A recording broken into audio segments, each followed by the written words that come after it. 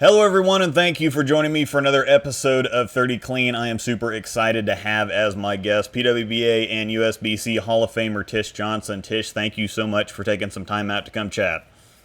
Well, thanks for having me.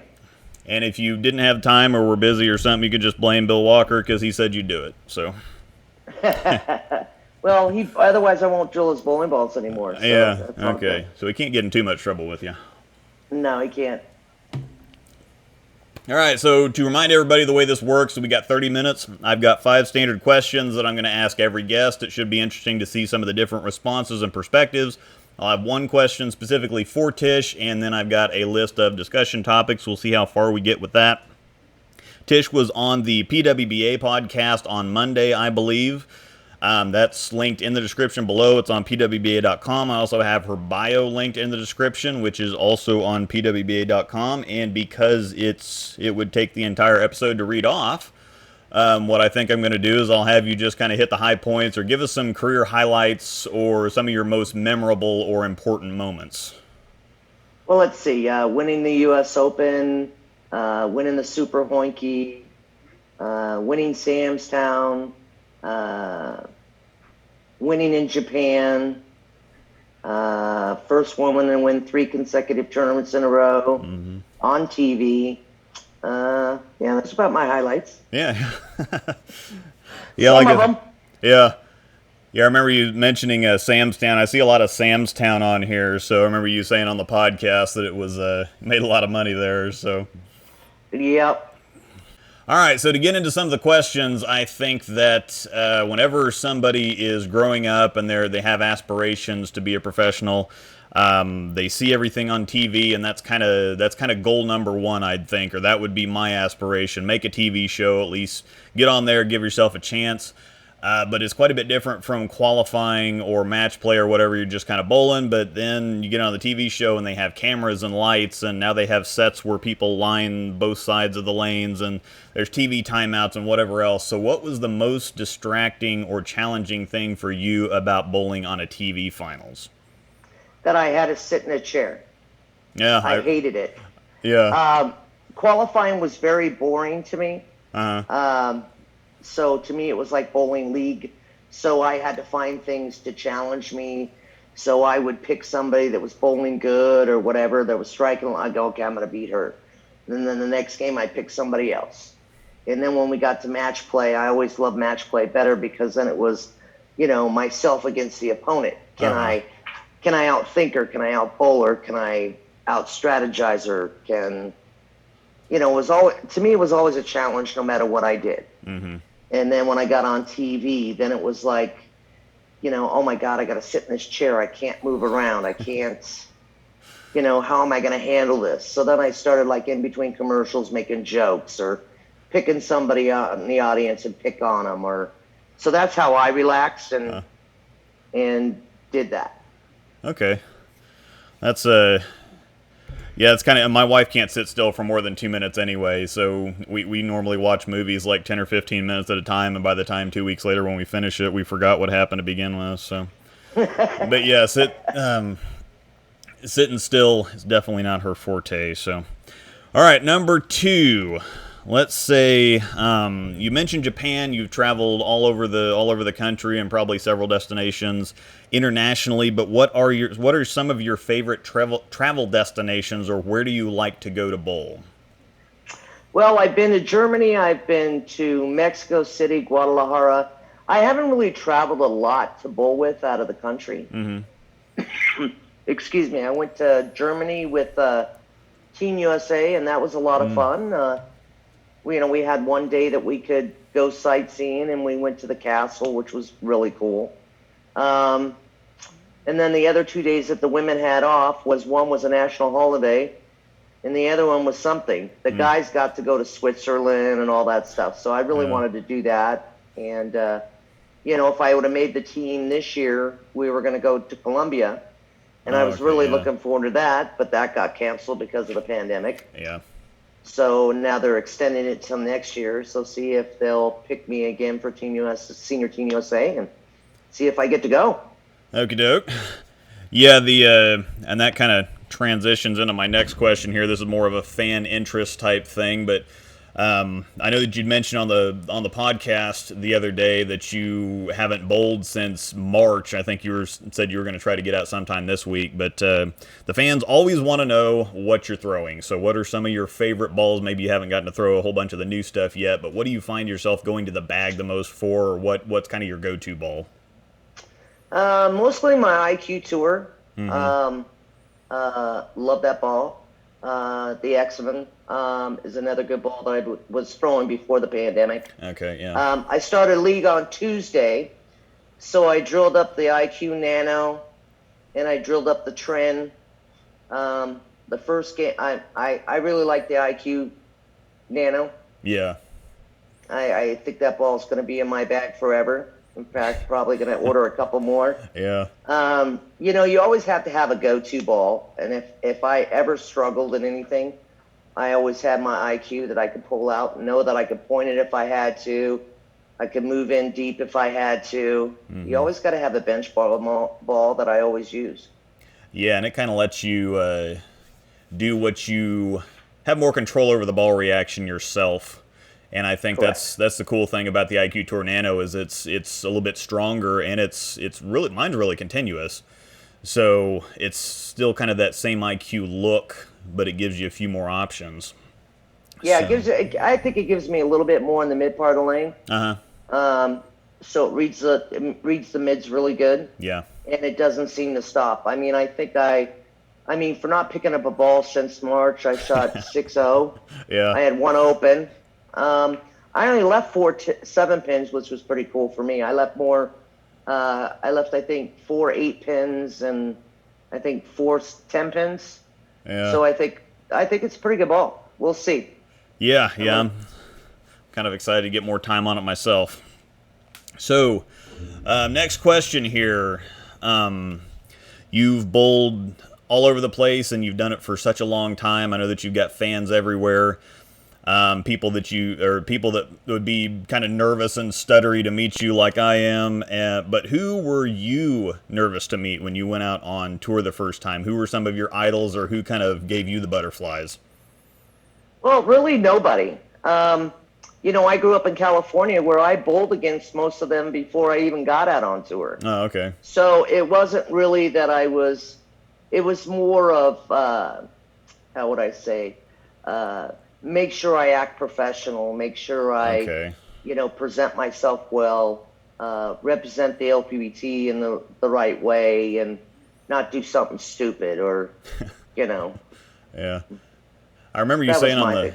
I remember you mentioned on the PWBA podcast that it kind of felt like home out there, and you mentioned that several of you had RVs, and you'd get done with the tournament, and then you'd all park together and cook out and hang out and go do karaoke and whatever else. So yeah, that's how much did that help? Was it more, like you said, it kind of felt like just bowling league for more money or something? So.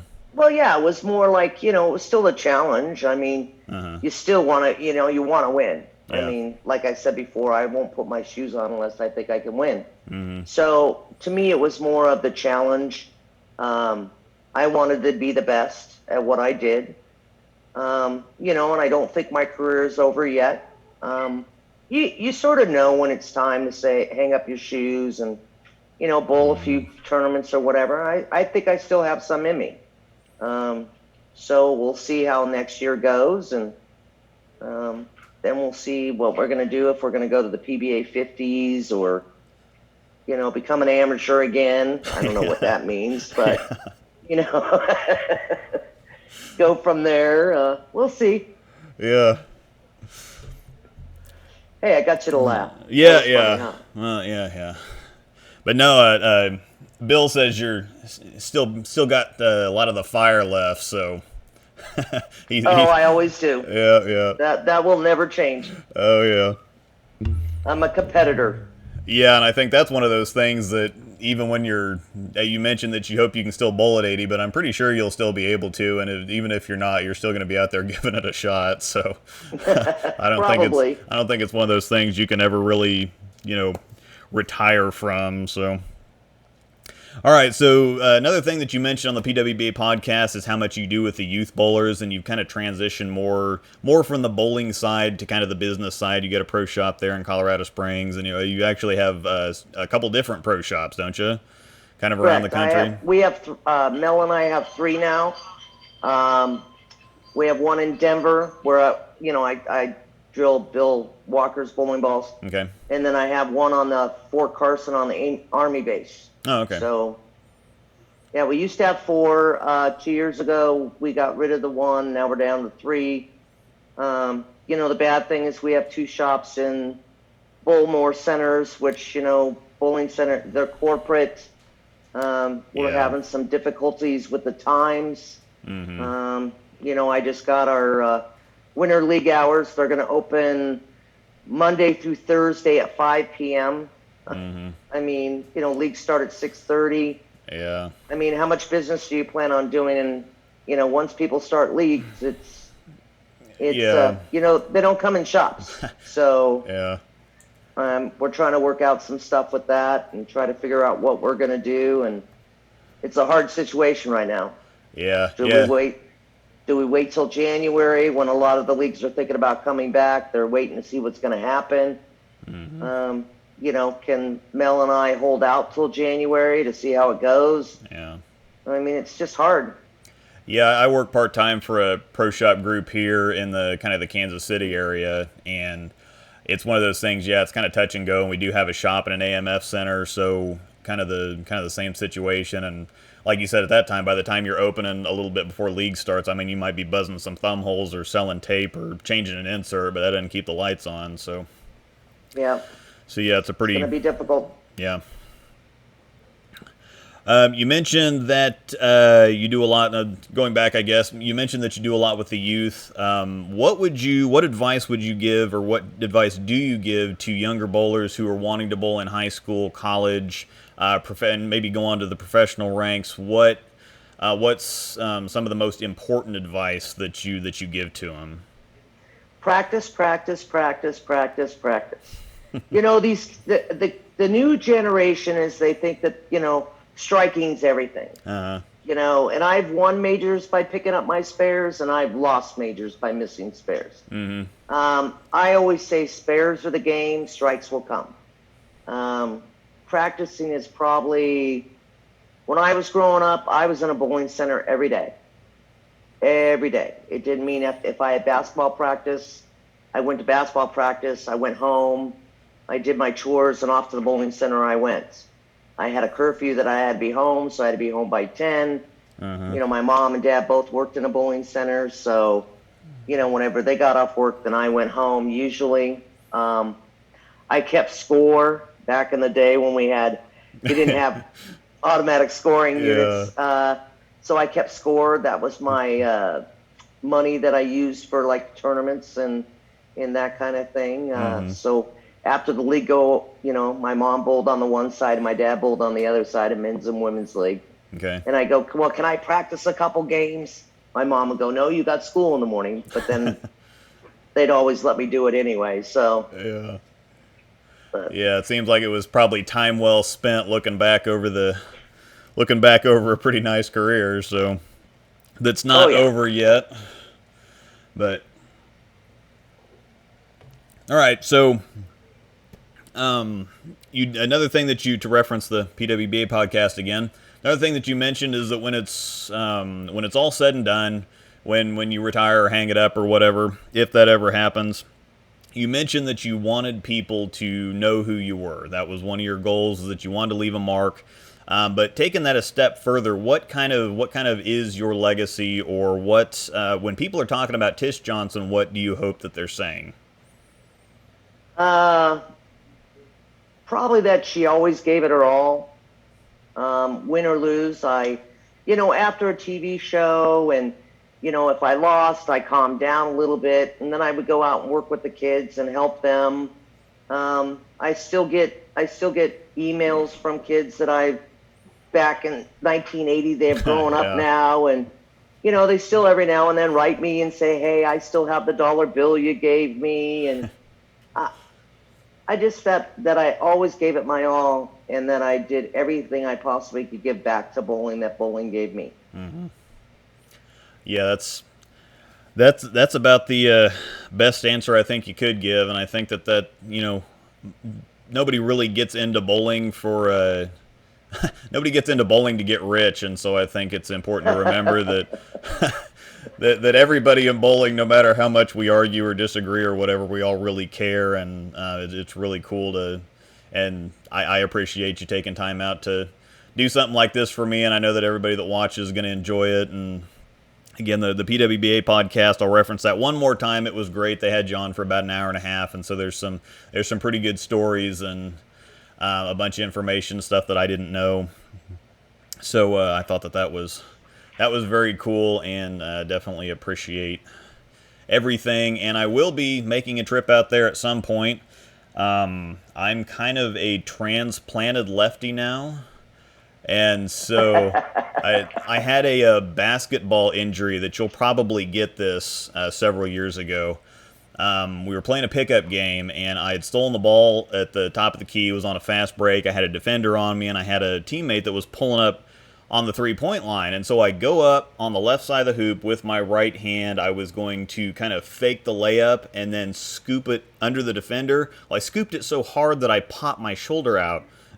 So I dislocated my shoulder on a pass, on a layup when nobody touched me. So and nobody really ever accused me of being athletic. So that is what it is. And I've had problems with chicken winging it and whatever else. And so I bowled lefty for a couple years, and then I went back to righty, and that still sucked. And so I'm back as a lefty now. The spare thing kind of sucks, and everything's completely different over here. So I know that you touched on the righty versus lefty thing, and it's one of those touchy subjects, but at the same time, having experience on both the right and left sides of the lane, the back ends are quicker, there's usually more friction on the left side, and it's flatter.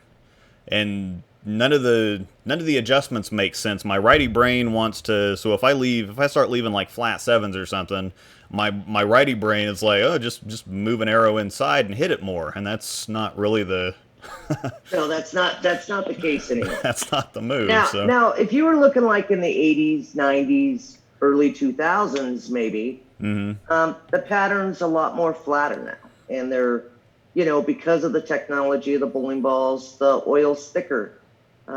We don't open it up as much. If you have, your league, how many left-handers do you really have on your league? If you have another lefty on your pair for the night, that's interesting, let alone having any more than that. So Right. So, as they break them down, they're allowed to move right. And with the technology of the bowling balls now, they can just open up the lane more. And now they've created this zone that's this big compared to where ours is still this big. Yeah. Now you talk about the 80s and 90s. Now that's a little different thing. But now with the technology of the oils are thicker now. Now you can use two different oils.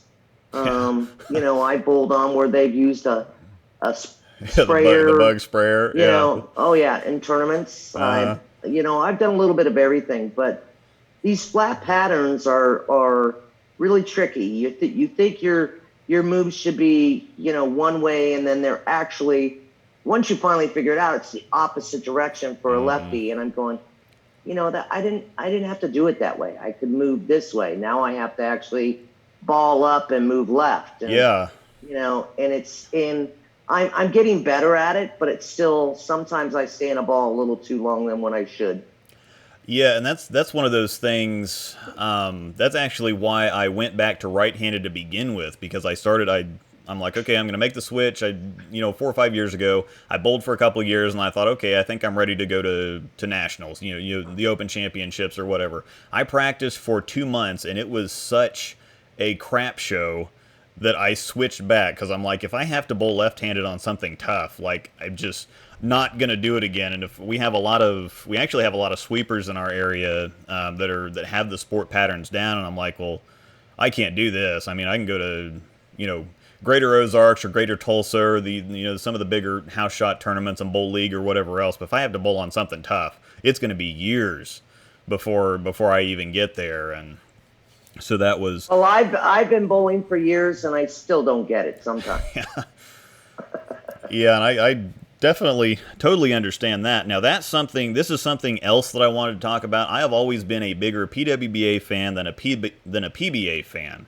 I kind of grew up in the late 80s and early 90s, right in your prime, really, and I'm going to forget a bunch of names, but Carolyn and Leanne and Wendy McPherson and Cara Honeychurch and a bunch of these that you don't really hear. Tiffany Stanbro, you mentioned her too, that you just Alita don't. Sill, Nikki G. I mean, I still hear that a lot. Uh-huh. And the thing of it is that I do. I think you learn a lot more from the PWBA. Mm-hmm.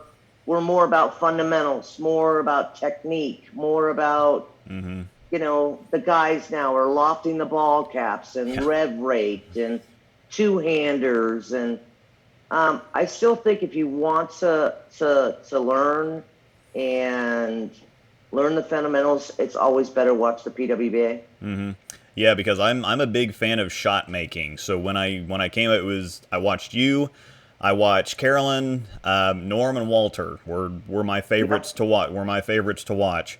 And there's something that I think that the kids, a lot of the kids coming up don't have, is that kind of old school ability to just get the pins down. Just whatever, put Exactly. the bowling math aside, layouts, whatever, surfaces. It's about taking a ball and making the pins fall down, and there's so much more. It's kind of like a sixth sense or a feel that you develop that's past saying, oh, okay, well, I hit my mark and I didn't strike, so I'm going to make a 2-and-1 left with my feet and add some other college terminology into it.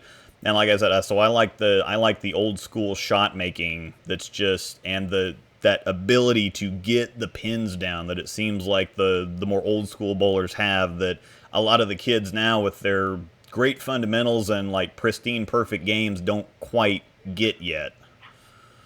I have to agree. Now it's on the women's side it's surface, surface, surface, surface. Mm-hmm. On the guys' side it's smooth left, loft the ball cap. I always believe that there's a bowling ball in a way that you can get that ball to work without having to loft the ball cap. Mm-hmm. But that's my opinion. Everybody has a right to their opinion. But, Yeah. I got my junior bowlers that, oh, Tish, teach me how to loft the ball cap. I said, I'm not doing that. Yeah. If you want to do that, you learn that on your own. I will teach you how to get the ball to the pocket, how to adjust to do that. I said, if you want to learn how to loft the ball cap, that's on your own. Mm-hmm. I won't. I'll tell you how to get a softer hand. I'll teach you how to, maneuver your hand to get different reactions on a bowling ball. Look further down the lane, look closer to the lane. I'll teach you that stuff. But when it comes to lofting the ball over the ball cap, I'm not going to teach you that because I don't believe you should have to. Yeah, and that's something There's too that much technology. yeah, that's something that I never got used to. I on the right side. I was terrible at lofting. I think sometimes it's a more defensive strategy. You see it a lot in college. They use 500 grit balls, and it's almost like the faster they could beat up the lanes, the better, because then they make it rough for everybody else. And then if they can loft the gutter caps, then they've got an advantage. But that's something that I do. I kind of miss the adventure of the right side sometimes, but on the left side, I like the find it, make your shots. Put that little extra on it. If you're getting tapped, I also believe that you can practice carry. People say, well, you can't really practice carry, and sometimes you just get screwed. But other times, like I said, it's that sixth sense about just getting the pins down. There's usually some little different way that you can tickle it at the bottom or whatever else to get that pin to fall. Oh, exactly. I think there's a way that you can, look in a quarter inch closer to the foul line, Mm-hmm. a quarter inch further down the lane, but still play in the same zone. Angle my feet a little bit more, open my hips a little bit more. There's so many things that you can do that I think, don't get me wrong. These guys are dead accurate. They Yeah. play to an area, but that's what they learn. They play to an area, but they're pretty consistent of getting it to that area. Mm-hmm. I think Simonson is awesome. I think throwing Yeah. a backup ball and Yeah. the things he can do with a bowling ball is is pretty amazing. Belmo, you got Sean Rash, you got EJ Tackett, I mean, there's just Tang brothers. I mean, there's so much talent now. But they got to start. When they went to college, I didn't have that. So when the tour folded, I didn't have the advantage to bowling on these patterns. Yeah. And so it's a new learning game for me, and I'm trying to figure it out. I talk to Hank a lot, Hank Boomerstein. Yeah. He's been a very good friend of mine for over 30 years. We sit and chit chat when I go to visit or he comes here, and first, of course, we have to play golf first, and then we talk bowling. But that's the way it is. Yeah. Because that's all he does is talk bowling. So do I most of the time. But yeah, that's I'm probably going to have to talk to him a little bit more, and I might bug you every once in a while. Like I said, we're going to make a trip out there to see Bill sometime, and would definitely like to schedule or book a lesson with you, and so that you can teach me how to be a better lefty. I still have I still have this habit to want to claw on it and just give it the big claw and hook the lane, but that's not really the lefty way, and that's something my brain kind of cramps up sometimes when I leave a flat 7. It's just like, well, I've got to hit it more. It's like, no, you probably got to be nicer to it, and that's something that I've always. That's exactly what it is. It's not. I don't believe in grabbing the crap out of a bowling ball. If you have a good ball driller and they know their stuff and they fit you properly, that ball should fit in your hand like a glove, and it, just let it roll off your hand. That's 90% of it. I mean, even if you look at Crawley and Diana Z, I mean, look at them at the downswing. It's not like it's just like they're just. Yeah. It's almost like a yo-yo. They're letting the ball come off their hand. So I've always looked at that principle of bowling. If thinking of a yo-yo, football, I always think of a football to learn how to get a spiral football. If you grip with your thumb. That's why these kids nowadays that are two-handed, that's why their rev rate's so high. But if you look at EJ Tackett, it's as fast as he can get his thumb out of the ball to rotate, and then it's just like a boom. It's like a yo-yo. Yeah. When a yo-yo used to be sleeping, and you'd really flick your wrist to bring it back up. Yeah. That's what it is. Yeah, I've told people that before. Just taking like a puff ball or something and spinning it and just using your fingers. You're not using your whole hand to turn the ball. You're just letting it. It's that quick snap that you're just letting it roll off your fingers. Exactly. And that's something I've always admired about your game is. And that, again, Carolyn, Norm Duke, Walter, going back to them, is just letting the ball off nice and easy, getting it going the right direction, not trying to force the pins to go down. I mean, Walter really made an entire career off of leaving flat 10s all the time. But pretty much. He obliterated. But he never missed them, did he? Yeah, exactly. He never missed them, and he just obliterated the pocket 24/7. And I think by the time you put together so many good weeks or so many better weeks than everybody else, that kind of what makes a career. And by just kind of again letting it out there and letting the ball do the work and not trying to force anything to happen. I mean, once it's past the foul line anyway, no matter how good it is, you still might have issues. You can ask Randy Peterson about that, but. So yeah, we're actually at 30 minutes. So that'll conclude our episode here of 30 Clean. I want to thank you so much again.